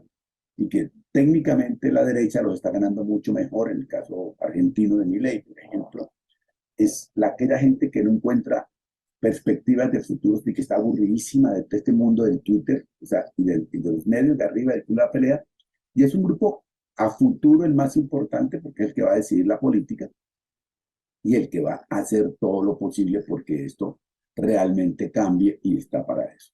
Y está el tercer grupo, que es el de los jurásicos, que sería como las tías, nosotros, yo, los jurásicos, los que vivimos en ese mundo que es como perdido del universo. Ese grupito de los jurásicos es un grupo que vivimos como en nuestras propias mentiras, en nuestras propias face. Y entonces llamamos Facebook, pero debe ser Facebook. Nosotros nos creemos nuestra mentira, no estamos dispuestos a cambiar de opinión, compartimos todos nuestros prejuicios, estamos aburridos del mundo, pero es el que más vota. Entonces aquí tenemos la mayor indignación de adultos mayores que vota y que decide y que pues no aceptaría que le demos clase de alfabetización digital, porque ellos ya creen en su verdad y no hay forma de sacarlos de su Facebook y de su WhatsApp y de sus Face. Y es interesante porque viven, están un poco frustrados del mundo. En el zombies están los que podríamos decir van a transformar el mundo, pero ellos tampoco necesitan alfabetización digital porque ellos saben mucho más que nosotros y que cualquier ONG, cualquier parte que lo haga. Y el club de la pelea es un mundo aparte, independiente únicamente para política. Lo interesante de estos tres opiniones públicas es que la mayoritaria en el mundo mundial, donde vive la mayor parte de la gente en Facebook y en WhatsApp. La siguiente masivísima es la de YouTube, Instagram, TikTok y Twitch. Y nosotros estamos preocupados por la más pequeñita porque es la que nos toca a nosotros los jurásicos. Entonces yo creo que hay que comenzar a pensar si no estamos haciendo mal este tipo de construcción de lo que nos interesa. Y ahí traigo cuento, una vez en un evento de estos, escuché a una investigación de México en la que se decía que los jóvenes le preguntaron a los zombies si ellos creían que era fake news en internet, y dijeron que todo era fake news, que inclusive ellos eran fakes. que ellos sabían exactamente qué jugaban y que si les preocupaba las fake news y dijeron que no, que las fake news no les preocupaba, que lo que les preocupaba era cómo estaban muy preocupados cómo sus papás, tíos y nosotros los jurásicos creíamos en esas fake. Entonces, para que se den cuenta que funciona de manera distinta. Con base en eso, la pregunta es qué hacer con los jóvenes y sus derechos. Y ahí es donde pues habría que comenzar a pensar algunas cosas. Yo solamente me atrevo a dejar 3 intuiciones. Yo creo que, me lo dijo una joven, tienen que repensar ustedes lo que es la información. Nosotras sí estamos muy informadas, muy, pero en otra información distinta a la que ustedes creen que es la información. Nosotros queremos que se informen en derechos, que se informen en feminismos, que se informen en economía, política de los políticos, que deporte. Ellos andan en otra autopista y para ellos la información pasa por más aquellas cosas que saben de su estilo de vida y de su mundo. Saben muchísimo, por ejemplo, de música pop, por ejemplo, acerca de Bad Bunny metiéndose con la Kendall, la gringa, hacen todo un debate profundo sobre apropiación cultural y lo que es la tradición política a una manera de pensar. Por eso, cuando J Balvin no se compromete con la estallido social en Colombia, le cascan con todo porque no fue capaz de comprometerse políticamente con la acción de los jóvenes. Entonces, el concepto de información de ellos pasa por otro lado totalmente distinto al del Twitter y los medios, que estamos en la política de los políticos y en las discusiones etéreas de eso. Ellos pasan mucho más por estilos de vida, por ambientalismo, por feminismos, por otro tipo de cosas. Una segunda, pues yo propongo que en lugar de alfabetización digital, o que si quieren una alfabetización digital, lo hagamos en un diálogo intercultural entre nosotros los jurásicos y ellos los zombies, en el que ninguno enseña al otro, son culturas distintas. Los jóvenes vienen millonarios en información y en cultura digital y en culture. Nosotros venimos interesantemente armados con criterios y algunas cosas de derechos humanos y algunas cosas de pensamiento crítico ilustrado. Y debemos entrar en un diálogo intercultural. Ya nosotros como mediadores no enseñamos, porque esto hace parte ya del algoritmo y de los influencers. Nosotros lo que hacemos es dar sentido, generar espacio de la crítica, de la conversación. Por lo tanto, es un diálogo entre la cultura nuestra, la jurásica, de académicos, periodistas, ONGeros y supuestamente bien pensantes del mundo, y los zombies que están fluyendo en la party y en lo que quieran llegar a hacer para eso. Y por último, pues bajarle. Hay que bajarle esta vaina al Twitter y lo mediático, y este deseo de paranoia con los jóvenes, de pensar que ellos no sirven para nada, que están perdidos en la hueva.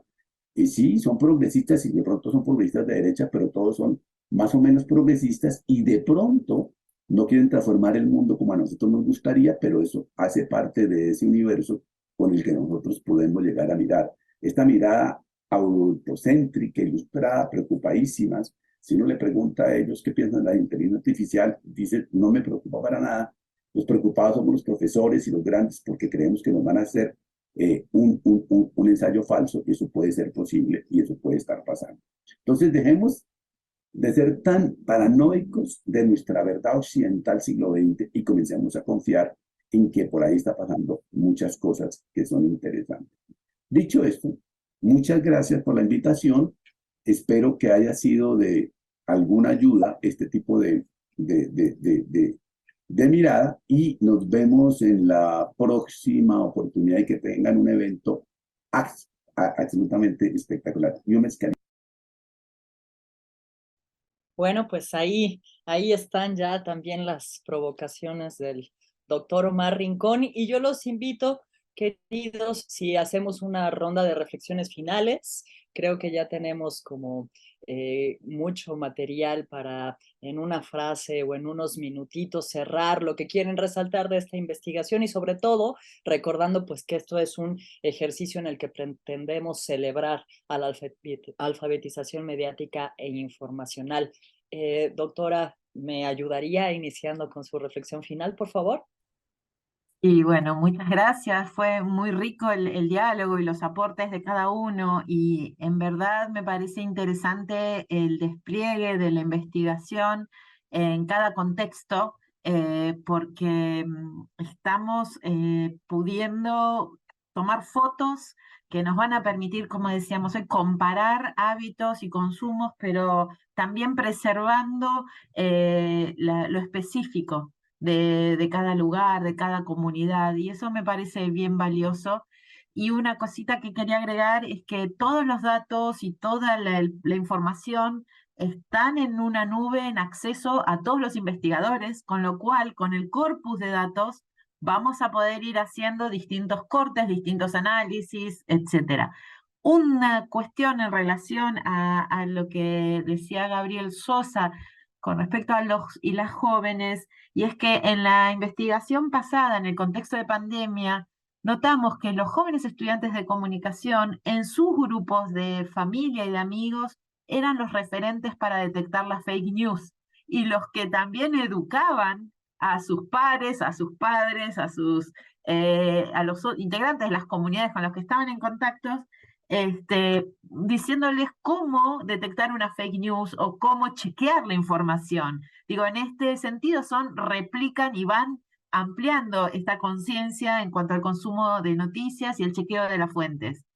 Otra cuestión que era relevante es el tema de no seguir a los medios, sino seguir a periodistas o a referentes. Ahí se desarmó la estructura de fidelidad a un medio o a un programa. Siguen al periodista, al comunicador, al quien hace streamer, etcétera, pero no está la entidad de la empresa periodística detrás, con lo cual me parece que se configura un nuevo escenario. Y bueno, y un poco relacionado también a lo que decía recién Omar Rincón, sí están muy informados de lo que a ellos y a ellas les interesa. Sí tienen una capacidad de seguimiento y de búsqueda y de sistematización de la información que a ellos les resulta importante y la saben compartir en estos nuevos ecosistemas mediáticos, que me parece que es ahí donde también hay que pensar lo que decía el maestro Guillermo Orozco, cuáles son las audiencias, cómo se configuran estas nuevas audiencias que están como superpuestas, ¿sí? Y a la vez tienen canales de comunicación. Bueno, agradecerles, les dejo también el saludo del doctor Giordano que se tuvo que retirar, que es de nuestra Universidad de La Plata, y como decía Pablo y Manuel, también agradecerle especialmente al doctor Francisco Alvarelo, que fue la cabeza directora de este megaproyecto y que no sé si corresponde que yo lo diga, pero que tiene un componente de mucha calidez humana, no solo, primero nos vinculamos y después llevamos adelante el proyecto, no, y eso me parece que le está dando una impronta bien interesante. Muchas gracias.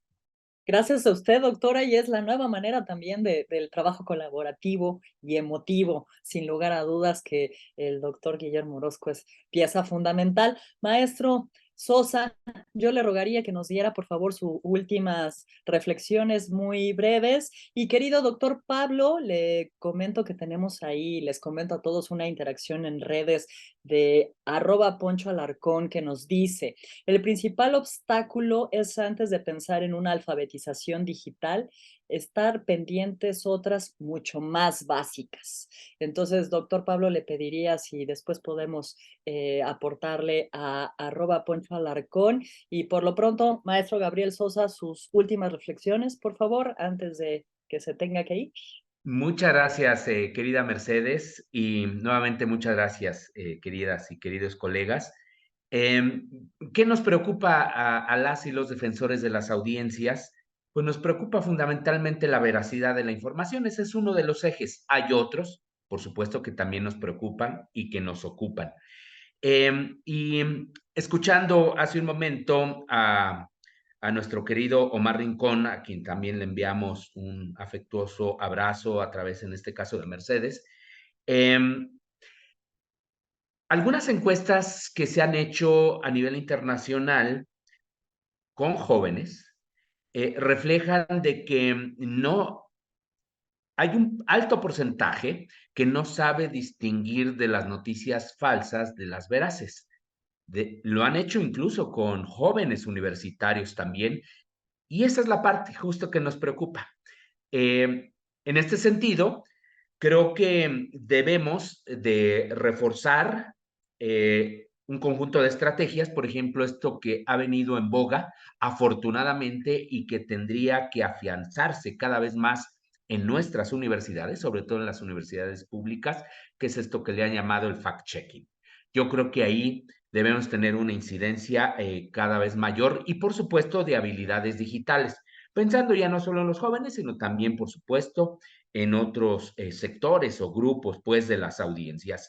Y tenemos también que trabajar con una corresponsabilidad, no solo, pues, de los medios de comunicación, en cuanto a esta obligación que tienen con la veracidad de la información propiamente, sino también con las audiencias. Me parece que parte de los problemas que tenemos actualmente con estas campañas de desinformación es que también no hemos involucrado quizá de manera muy adecuada a las audiencias, ya que abarca, pues obviamente, no solo a los jóvenes, sino a prácticamente todos, porque son justamente las audiencias las que le pueden dar una mayor repercusión a aquellas campañas de desinformación o noticias falsas y demás, a través, pues justo de estos elementos que son los que justifican entonces la alfabetización mediática e informacional.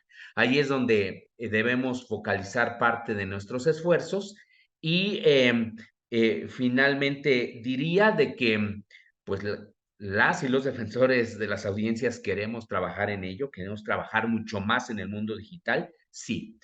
¿Podemos? Pues yo creo que no sé si podamos, pero al menos lo intentaremos. Es evidente que se requieren muchísimos más recursos de los que disponemos actualmente. Y aquí yo creo que la invitación sería también a que las universidades, eh, sobre todo las públicas, pues asuman también un papel fundamental en este terreno, si lo que deseamos es tener una sociedad mucho más informada, que a su vez pues nos lleve a la construcción, pues sí, de un mundo mejor en todos los ámbitos.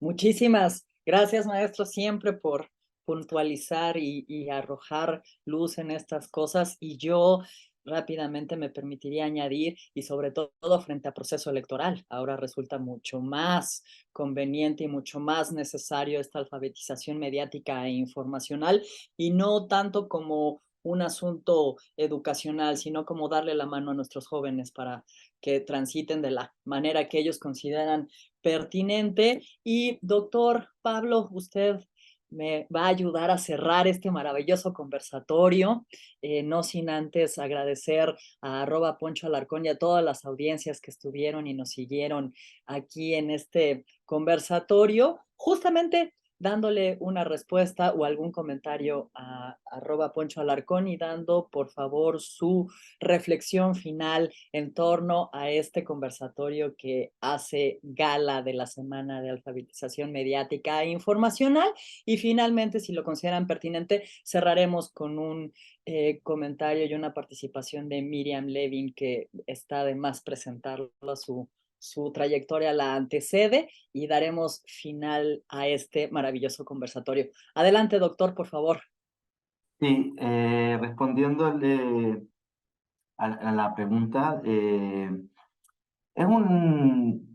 una constante de que hay necesidades anteriores, ¿no? ¿Cómo puedo aprender, por ejemplo, de estética en los medios si no he aprendido de estética? O de ideología de los medios si no he tenido un curso filosófico, sociológico. Pero la educación mediática, a partir de los 80, sobre todo, cuando se formaliza, plantea que estamos en una sociedad mediatizada. Entonces, está la necesidad de aprender a leer y escribir sobre los medios, porque es una necesidad imperiosa, es urgente. Y desde ahí tenemos que convivir con todas las otras necesidades, y más en nuestra Latinoamérica. Entonces, sí, es cierto, necesitamos suplir otras necesidades, pero a la vez no podemos dejar esta de lado, porque si no, como tú bien decías, Mercedes, en procesos electorales, en presidenciales como está ahora Argentina, en constitucionales como hemos estado acá en Chile, se ve la población muy afectada por campañas de desinformación. Quería recalcar que para nuestro proyecto me parece que es súper relevante haber participado acá, porque nos lleva a la pregunta necesaria y que también creo que el maestro Guillermo Orozco ahí nos plantea, es también ¿para qué? ¿Para qué estamos haciendo esto? ¿No? Entonces estamos haciendo esto para tener mejores comunicadores con servicio público, con una búsqueda de defensa de la democracia. Y en ese sentido, creo que tenemos que tratar de apoyar la idea que nos planteaba Gabriel sobre defender a las audiencias, en ese sentido de vernos principalmente a la sociedad, a los ciudadanos, antes que a los grandes grupos económicos que manejan estos medios. Y para finalizar, creo que tenemos que también aprender de nuestros estudiantes, de los futuros formadores, de los futuros comunicadores. Ellos tienen un conocimiento más performático, más de la visión, pero quizá nosotros podemos contribuirle, como decía Omar Rincón, como dinosaurio, desde la otra cultura más letrada, desde la cultura más de la argumentación, y ahí se mezcla con lo que se habló de los referentes. Relevar los referentes que sí tienen fuentes verídicas, que sí tienen una argumentación lógica, y que no es solo impacto, y que no es discurso de odio, y que no es menosprecio a las diversidades. Así que desde ahí creo que, Mercedes, le agradezco la invitación, haber compartido con los colegas, especialmente con el profesor Guillermo Orozco, porque esto nos habla de para qué estamos haciendo esto en este proyecto tan bonito, como decía Paula, un proyecto que es por el querer saber investigar y también por involucrar y ser mejores docentes e investigadores. Muchísimas gracias, doctor. Y yo aprovecho para despedirme, doctora Paula Porta. Muchas gracias, gran investigación, poderosa. Aquí estamos para difundirla, apoyarla y todo lo que sea necesario. Doctor Pablo Andrada, hasta Chile, un abrazo. Y como decía el doctor Guillermo Orozco, qué maravilla que se siga investigando, qué maravilla que sigamos provocando reflexiones y sobre todo qué maravilla que los jóvenes sean el centro ahora del diálogo, la discusión y la reflexión. Les abrazamos, les aplaudimos esta investigación y ya les provoqué que esta historia tendrá que continuar y continuar también como ha iniciado. El doctor Manuel Corona me dice que les ofrezca una disculpa, se le fue internet, creo que es lo de hoy también. Debemos de hacer un conversatorio sobre los retos técnicos. Y bueno, pues yo les agradezco a todas las audiencias que nos acompañaron, todos los que son parte y que seguiremos siendo parte de la alfabetización mediática e informacional, cualquier cosa que hoy por hoy signifique ello. Y nos vamos entonces con la participación que agradecemos también de nuestra queridísima defensora del público de Argentina, la doctora Miriam Levin, y desde México les abrazamos y aquí estamos siempre para apoyar en las causas que nos convergen y sobre todo cuando nos convoque nuestro admiradísimo maestro Guillermo Orozco. Muchas gracias, queridos, les abrazamos y hasta la próxima. Hola, ¿cómo les va? Soy Miriam Lewin. Lamento mucho no poder estar en vivo con ustedes, pero hubo un malentendido en cuanto a la fecha del evento. De todas maneras, les saludo desde Buenos Aires. Soy Miriam Lewin, la defensora del público. Ustedes saben que la Defensoría del Público fue creada en el año 2009 y empezó a trabajar, a abrir sus puertas en el año 2012. Desde el momento en que nosotros empezamos a funcionar como organismo autónomo en defensa del derecho a la comunicación democrática de las audiencias, el ecosistema de medios cambió radicalmente. Imagínense ustedes que en el momento de sancionarse la ley de medios, noviembre del 2009, yo estaba en un congreso de periodistas, de formación profesional, y una docente de periodismo de una universidad de los Estados Unidos hablaba de cubrir eventos en tiempo real en Twitter. Y yo solamente no solamente no tenía una cuenta de Twitter, sino que directamente no sabía ni lo que era. El ritmo vertiginoso en el que cambia el ecosistema de medios hace que el año pasado o hace unos meses estuviéramos preocupándonos por el metaverso y ahora estamos hablando de inteligencia artificial. ¿Quién sabe de qué vamos a estar hablando dentro de un par de meses? Hay experiencias escalofriantes, sospechamos que nos están escuchando, sabemos que nuestra huella digital determina aquello que en términos de contenidos recibimos. Esto tiene como riesgo que nos nutrimos siempre de contenidos que son afines a nuestros prejuicios preexistentes. Hay fenómenos que existieron siempre, por ejemplo, la desinformación. En nuestro país, en las redacciones, se hablaba de carne podrida o pescado podrido, pero lo realmente peligroso ahora, lo que nos está interpelando en el sentido de que tenemos que hacer algo en contra de esto, es la velocidad a la que se disemina la desinformación. Y está probado que la desinformación ha influido en procesos electorales. De hecho, tenemos un candidato a presidente en este momento en la Argentina que se ha hecho célebre, se ha hecho popular, ha cosechado votos, sobre todo en la juventud, gracias a contenidos no necesariamente generados por él en TikTok. Otro fenómeno muy preocupante son los mensajes violentos, son los discursos de odio. ¿De qué manera neutralizamos esos discursos de odio que son un modelo de negocios para las plataformas? Las plataformas dejan que los discursos de odio, claramente identificados como tales, incluso bajo el test de Rabat de las Naciones Unidas, dejan que permanezcan en las plataformas porque cuanto más se viralicen, es decir, cuanto más cuentas piquen, más datos tendrá esa plataforma para comercializar. Nosotros creemos, como Defensoría, que está bien que se debatan determinados proyectos de ley para ver qué hacer con respecto a este aspecto oscuro que se contrapone al aspecto democratizante de Internet. Pero mientras tanto, algo tenemos que hacer. Y decidimos enrolarnos de la mano de UNESCO con la alfabetización mediática e informacional. Disciplina, actividad que tiene un nombre verdaderamente detestable y difícil de memorizar, además de otros cuestionamientos. Por eso lo llamamos AMI.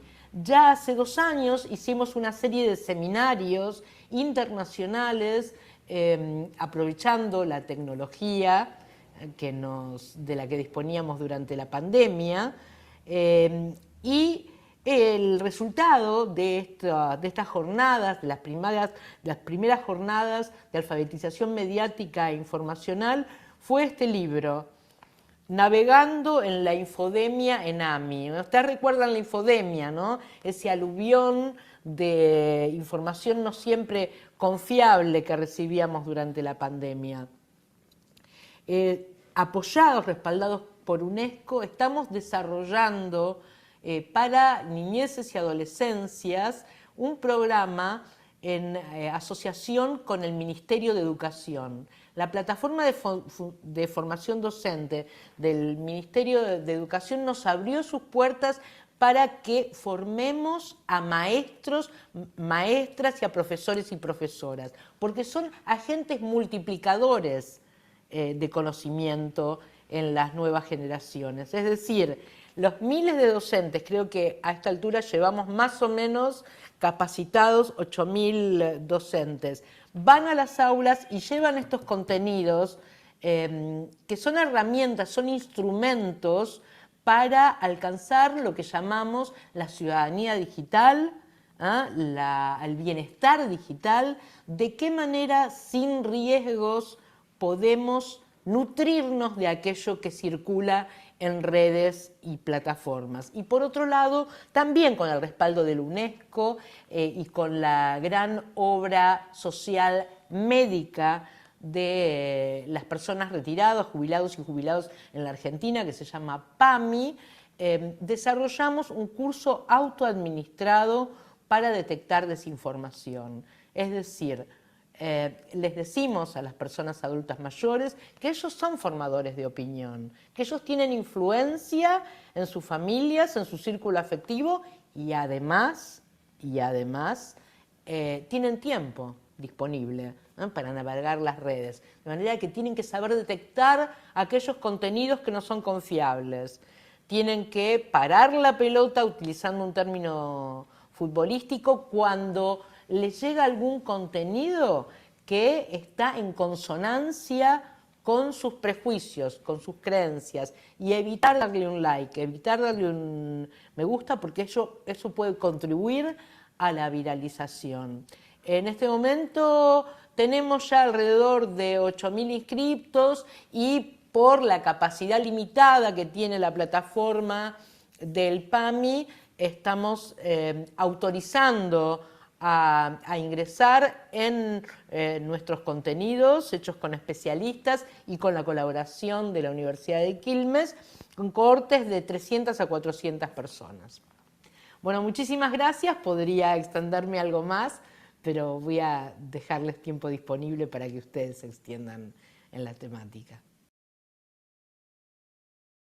Pues muchísimas gracias a nuestra queridísima defensora del público de Argentina. Nuevamente, maestro, doctor, admiradísimo Guillermo Orozco. Gracias, doctor Pablo. Ya sabe que aquí impulsamos esa investigación y a seguirle dando duro. Y muchas gracias a todos los que nos acompañaron, nuestro querido doctor Manuel Corona, nuestro querido también y admirado doctor Gabriel Sosa, nuestro querido doctor Omar Rincón, y sigamos transitando por las vías de la alfabetización mediática e informacional. Muchas gracias y hasta la próxima.